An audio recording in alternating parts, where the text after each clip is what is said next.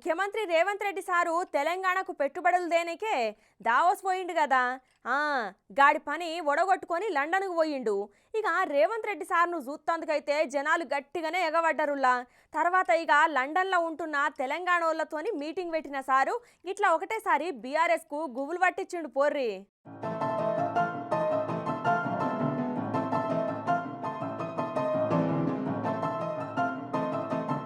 CM Revanth sir craze రెండు Telugu రాష్ట్రాలలోనే కాదుల్లా London లో కూడా బగ్గనే ఉన్నది.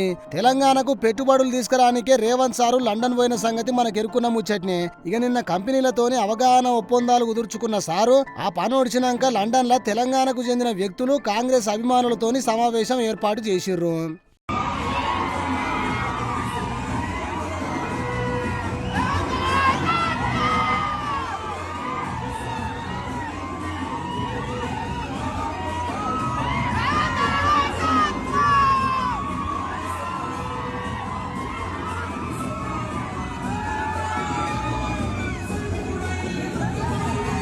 చూసిరా రేవంత్ సార్ క్రేజు. లండన్ లో సారుకు ఇంతమంది అభిమానులు ఉన్నారంటే సారు మామూలోడు కాదు పోర్రి. రేవంత్ అన్న అనుకుంటా లొల్లి చేసుకుంటా బొకేలు ఇచ్చుకుంటా చూడుర్రి ఎంత హంగామా చేస్తున్నారో. లోపల జాగ సరిపోక బయట సార్ను కలుద్దామని ఒక్క షేకెండ్ ఇద్దామని చూడుర్రి ఎట్లా క్యూ కట్టిర్రు.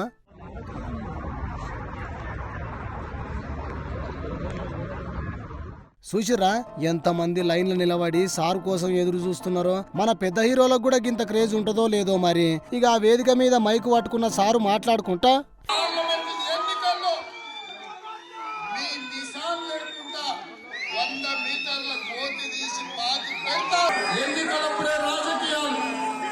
మిగతా సమయంలో పరిపాలన రాష్ట్రం అభివృద్ధి అన్న ఆలోచన ఉన్నవాడిని.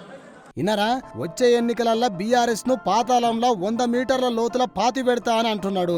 ఇంకా మాట్లాడుకుంటా అసెంబ్లీ ఎన్నికల ఫలితాలే మళ్ళా పార్లమెంట్ లో కూడా రిపీట్ అవుతాయని చెప్పిండు. మళ్ళా రాబోయే అసెంబ్లీ ఎన్నికల నాటికి బీఆర్ఎస్ కారు గుర్తు ఉండదని గట్టిగానే చెప్పిండు సారు.